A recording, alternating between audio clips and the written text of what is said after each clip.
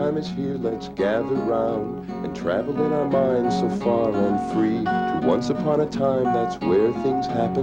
Come along with me and see. Come on, everybody, gather round.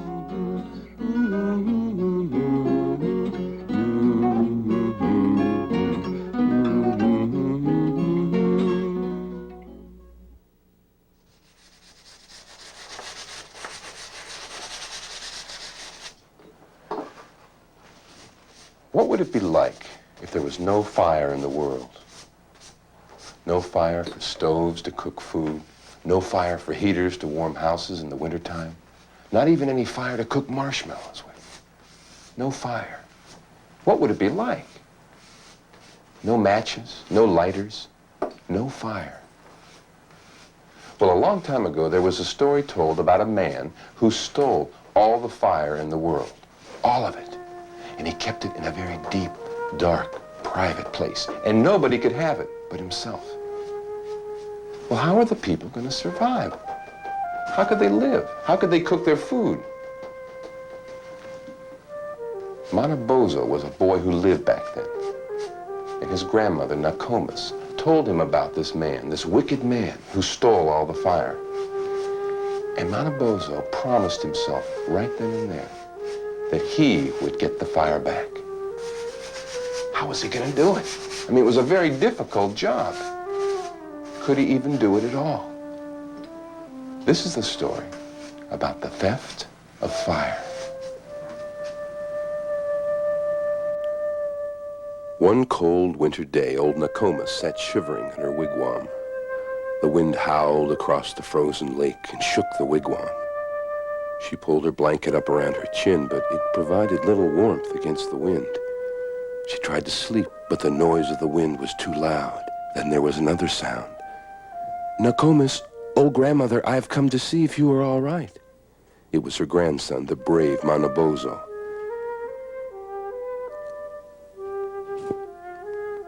He stood before her in his robe of rabbit skins.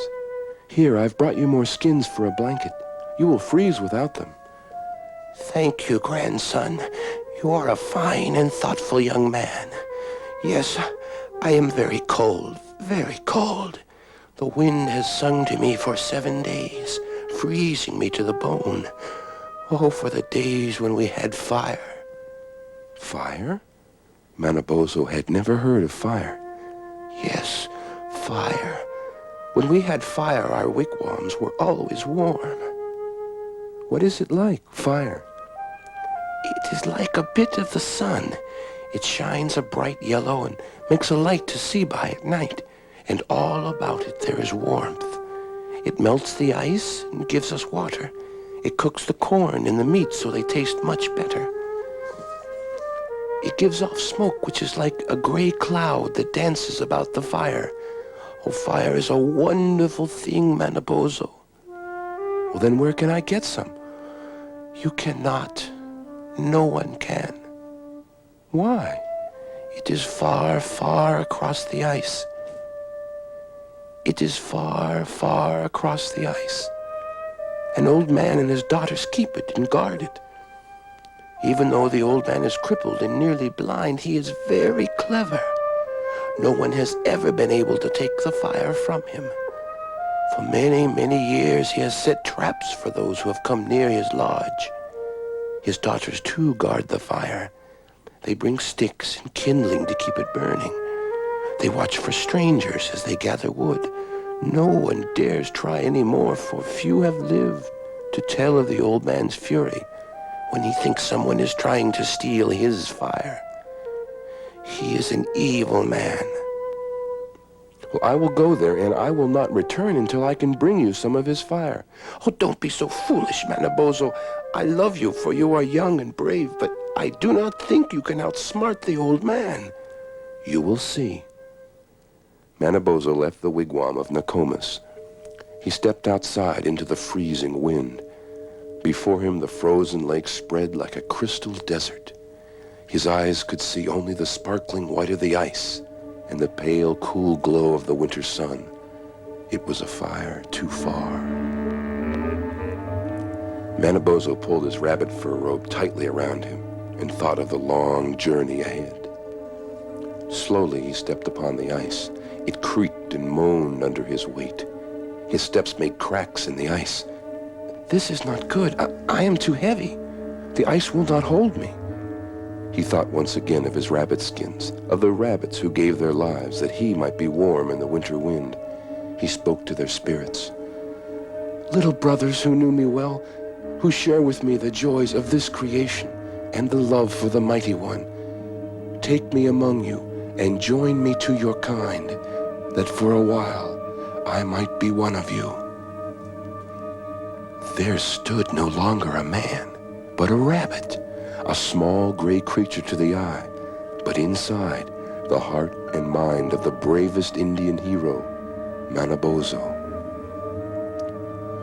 Off he started across the ice. This time it was much better. The ice would hold a rabbit and never feel the gentle steps he took.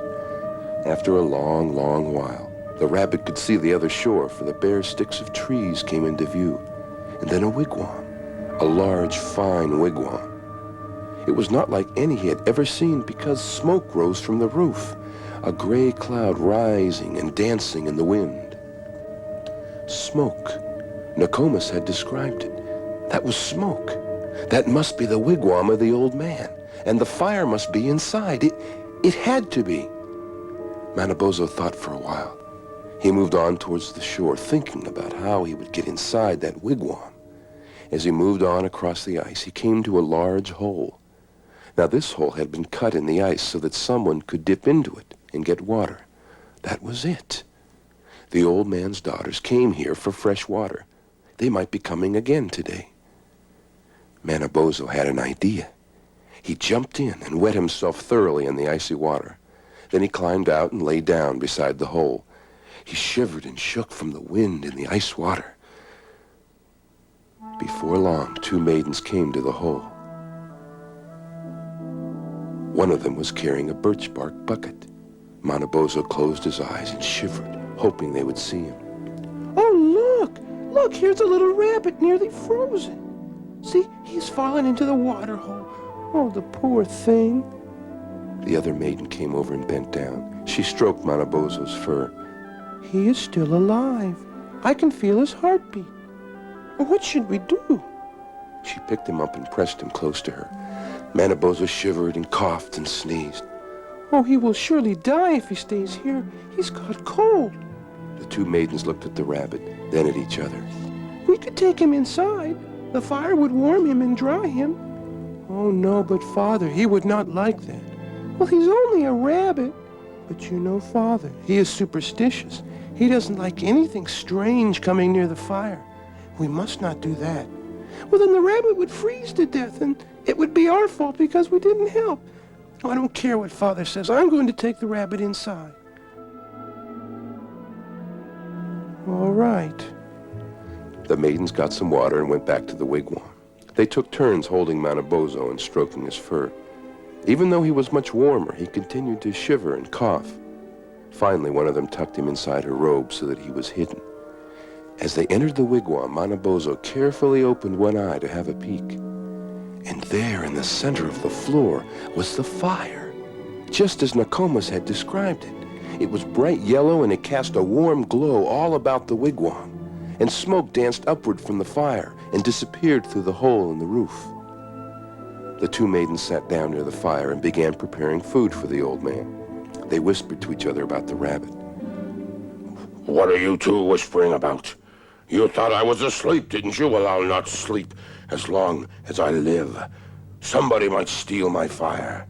Oh, we were just talking about the animals, Father. We didn't mean to disturb you. The old man sniffed and squinted his eyes. There is a stranger here. Someone has come to steal my fire. No, Father, there's no one here. We promise. I can feel it. Someone is in here. Search the wigwam. The girls pretended to search behind every rack and stool. No one was in the wigwam.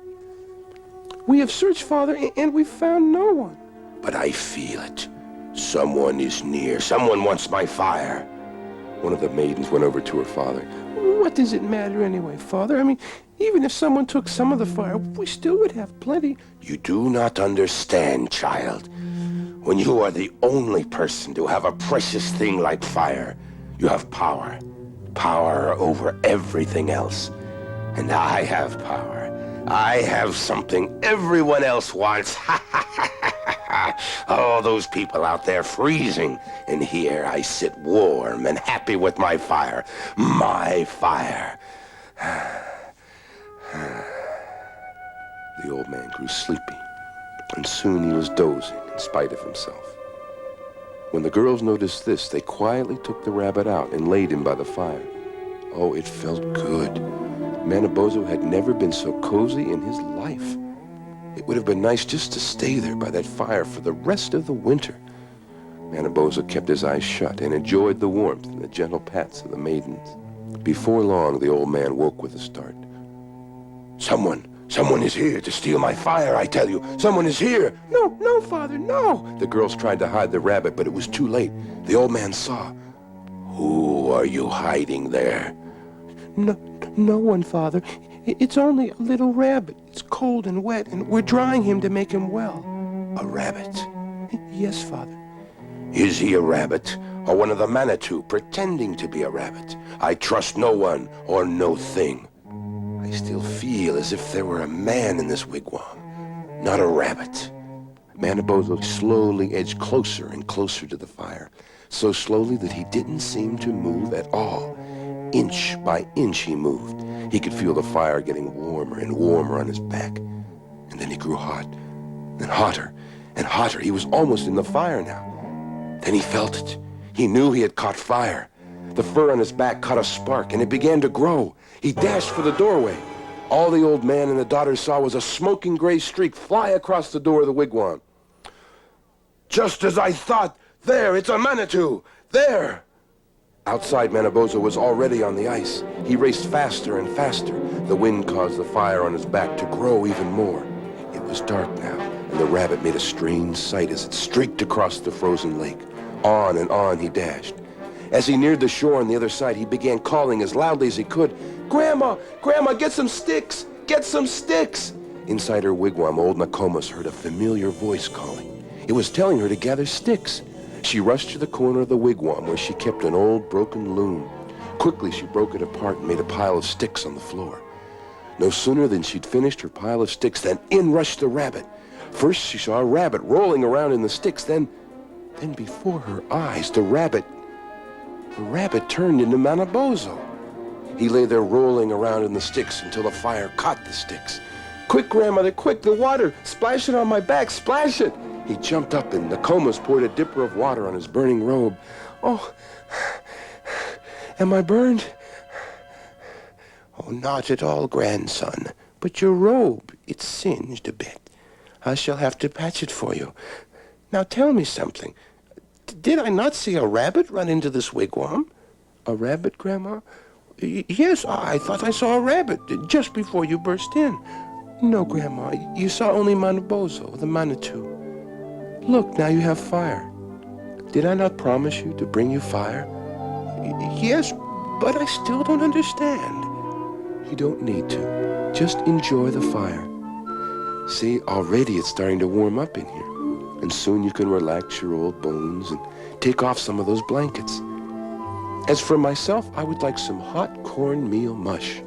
You know, I would too. It has been years and years since I have tasted hot food in winter. And, Grandmother, have you ever been scratched between the ears?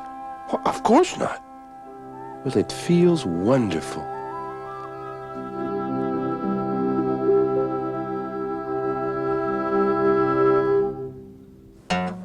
Story time is done, and so goodbye, until it's time to gather round again. It's kind of hard to wait, but we will try, and hope that we will see you then.